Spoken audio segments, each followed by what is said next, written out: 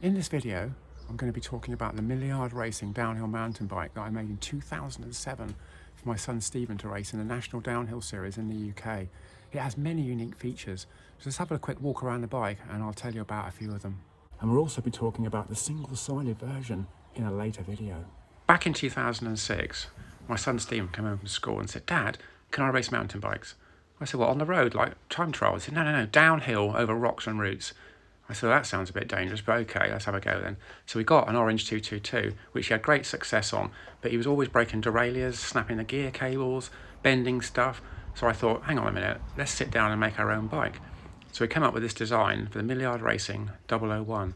It has a fully integrated 8-speed cassette gearbox with oil lubricated chains that never need adjusting. The brakes were by Quad, which were amazing in the day. The tyres, which are the original tyres on the bike, are Maxxis high rollers. The frame was inspired by Ducati with its trellis design, which is extremely stiff. And the headstock's marked frame 001 because I was intending to make a few. The shock absorber was revolutionary at its time. This is the Millyard Hyperride version, which I'll be talking about in a later video. The rear caliper is bolted directly to the swinging arm in a conventional manner, but the rear disc is also attached to the shaft inside the swinging arm, not the rear wheel, which means when you remove the wheel, the disc remains on the bike. Let's take the rear wheel out of the bike to show you. First of all, I loosened 2 clamps using a 4mm Allen key. With the 2 clamp screws loosened, I used my 5mm Allen key to remove the axle securing screw. Then I can pull the axle straight out of the bike. Remove the spacer, pull the wheel over to the left a little bit, pull it off the spline and remove. Simple as that. And as you can see, when I pedal, the brake still works. This is the rear hub, 70mm wide with its engagement spline. Fitting the rear wheel back into the bike is easy. You simply put it between the swinging arm, engage the spline, return the spacer, put the axle back in, push it right through tight, do up the securing screw, and then tighten the 2 clamps, and you're ready to go.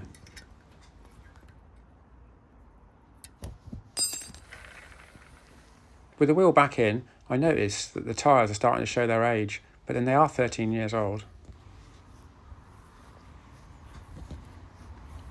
The whole drive system is contained within the swinging arm. It's hollow, so I've got an 8-speed gearbox, all the drive chains, the ratchet, everything inside. And here is a picture of the swinging arm as it was being made, so you can see its parts, all welded together in 7075 T6 aluminium.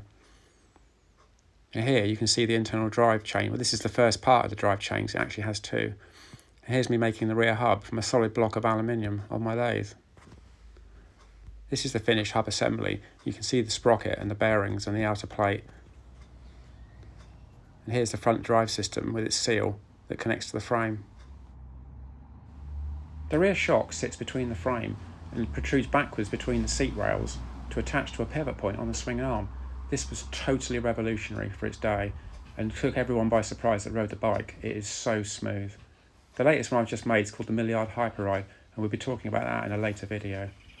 Now, the gears. This is one of the most interesting things about the bike, is the gears. You can change gear whilst pedalling under full torque, pedalling backwards, coasting, and if you crash and you're in 9th, you push the lever 3 or 4 times and you're in 1st, ready to ride away at speed without having to crunch your derailleurs pulling away. Here I am, pedaling the bike, shifting through the gears, upside down of course, in lockdown. It's hard to actually demonstrate it properly, but you can see I'm going from 9th to 1st, from 1st to 9th, whilst pedaling, with no clicks and graunches. Another unique thing about the drive system, it was totally silent, no noise at all, so when you're riding down the track, no one knew you were there. The bike attracted a lot of media attention at the time, and we had some top riders, including Steve Jones from Dirt magazine, who rode it on the 104 track in less than 104 seconds, making it one of the fastest downhill mountain bikes ever on the track. But even with these results, printed in print, people wouldn't believe. But that doesn't matter, we had great fun riding it. And here I am riding it in the garden, because I can't take it to the woods, because we're not allowed at the moment. Oh, and there's my son Stephen, flying past on his daily exercise ride on the Millyard Racing 002 single-sided swinging arm, which I'll be talking about in a later video.